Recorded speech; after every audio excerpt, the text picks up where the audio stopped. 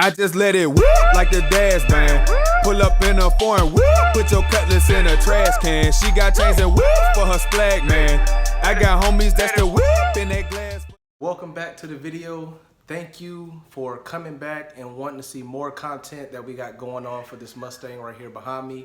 Like I said, I'm gonna be coming hard with these videos. I'm consistently gonna be trying to make content for you.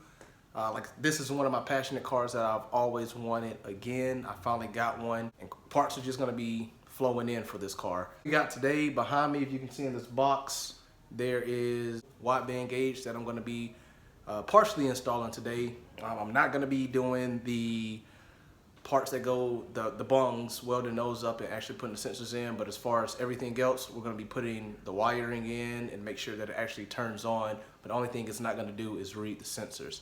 So that being said, I'm gonna get into unboxing this thing. I've opened it up, kind of looked at it, but I haven't done a full unboxing, so this is gonna be my first time as well as you guys' first time, and I'm just gonna show you how to install it. So let's get into it without further ado. All right, so this is it right here. The Glowshift AFR gauge. Got some stickers. I did throw, two of them on the toolbox. Got one right there and one on the other side. So got some stickers here. Got a brochure, 10% off. Maybe using that maybe later on for something else. Got some cool bubble wrap. And got the sensor right here. So nice packaging on the box. Tell you that. All right, so what's included in this kit? Let's see here. So we got 2 wire harnesses for the AFR gauges, I'm assuming, and pretty sure these are the. Come on, work with me. These are the sensors themselves. Alright, so those are the Bosch sensors right there. So there's 2 of those. Like I said, I'm going to be welding those into the exhaust. There's another one I'm pretty sure looks the same. More harness. The harness, throw that right there. And dual harness. Everything's double, it seems like, except for the gauge itself. These are some type of sensors that come with it. Throw those up there. 2 of each, and the gauge itself. Alright, so if you can see on there, it has 2 readings on the top and the bottom. It's going to be for the bank 1 and bank 2 of both exhaust sides, so you can get an accurate reading on your AFRs on both sides. Highly recommend this kit for any type of V8 engine. You can use this gauge. I think Innovative makes a gauge as well. I done my research and I think Glowshift was the best bang for the buck. It was a little pricey, almost 300, a little bit over 300 bucks for this whole kit, but definitely worth it because you want to know what your AFRs are once you are tuning cars. That's very important. Any type of modified car is gonna need an AFR gauge. AEM makes a, I'm not sponsored by this video, by the way. AEM makes a gauge, Glowshift, Innovative makes gauges. Just do your research on whatever type of modified car you planning on putting one in, but highly recommend getting one of these gauges. So we got all our parts right here. I'm just gonna go ahead and start throwing them in the car.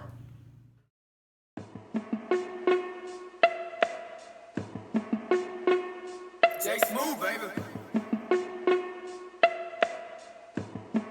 I can't stand the rain.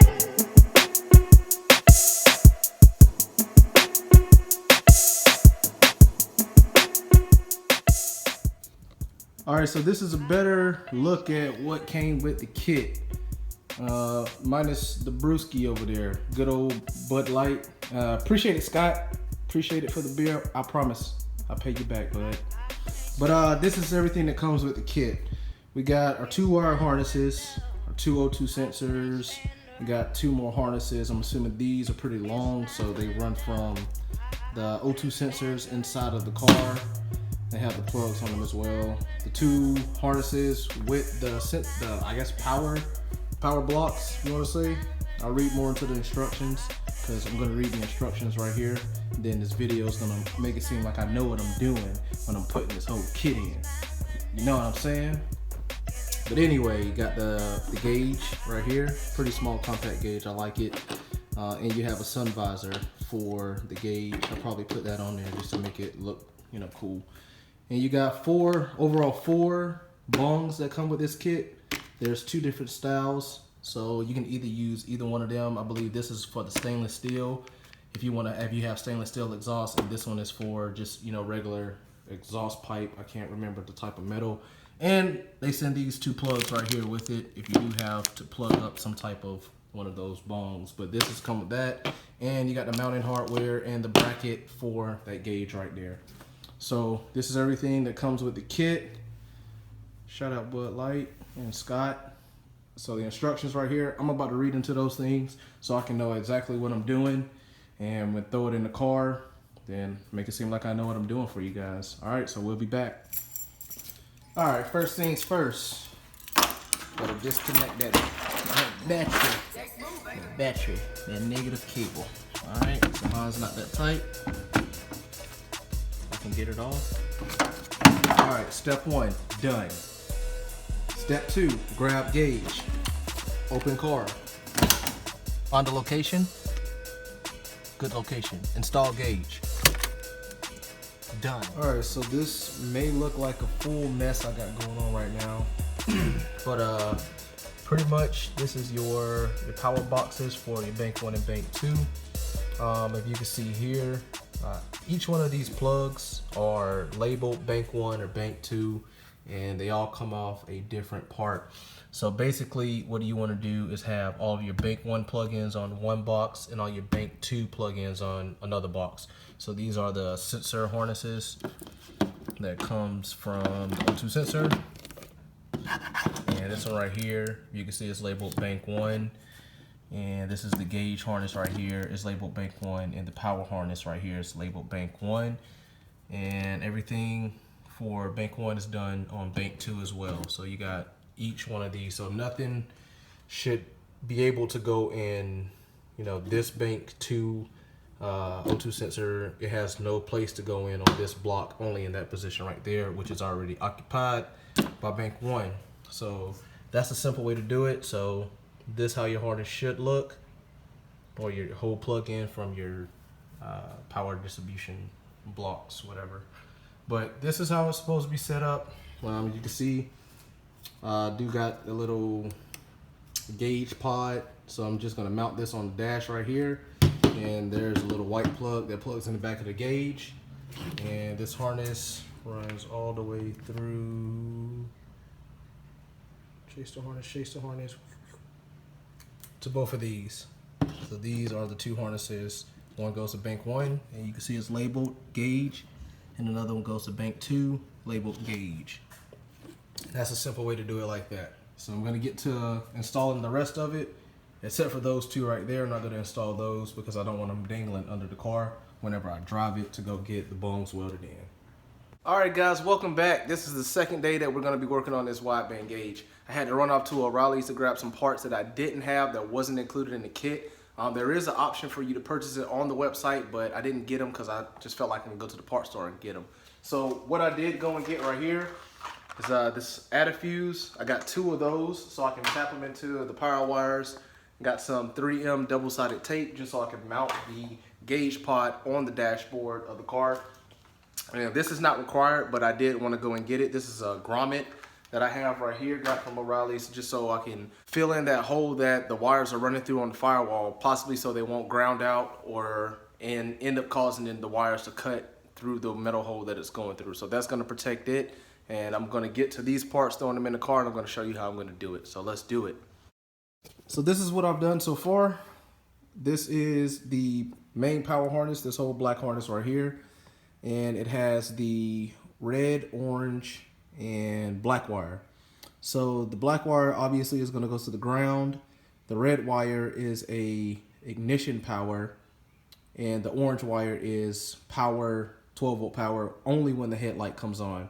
So the gauge will either get dimmer or brighter at night. I can't remember which one it is, but it changes the brightness of the gauge. So this power wire, you can see down in here, this is where I have those 2 boxes. I just zip tied those 2 together right here. And the power wire that's right here, it runs into, got a flashlight. It runs into the power part. Where's it at? Right there. So you can see that's where it says power at, right there, on the bank 1 and 2 power blocks. So this is where that harness goes to right here. And my fuse box is located right there. And I'm just gonna find 2 fuses that have the, you can see already right there. That's what I'm gonna ground it at. And then I'm gonna find 2 fuses that has those 2 power sources that I need for the lights to turn on and a 12-volt ignition power. So when I do that, find out which one it is, I'll let you guys see how it is done. All right, so we're back here. And if you can see, I got everything all tidied up. Got the gauge over there mounted. That double-sided tape that I use, it's pretty sturdy on it. The only thing that I don't really like is this wire right here that's hanging out, coming through the, there's a hole right there already. So I just ran it up through here and on the side right there. I'll probably find a way to tuck it away, but it don't look too bad sitting right there. And no wires up under here hanging anymore. You can see how I put the tapped into those fuses right there. I tucked away those the blocks. Just like, yeah, I tucked that up in there. And that black harness right there, that was the power wire right there. And it's all tucked away.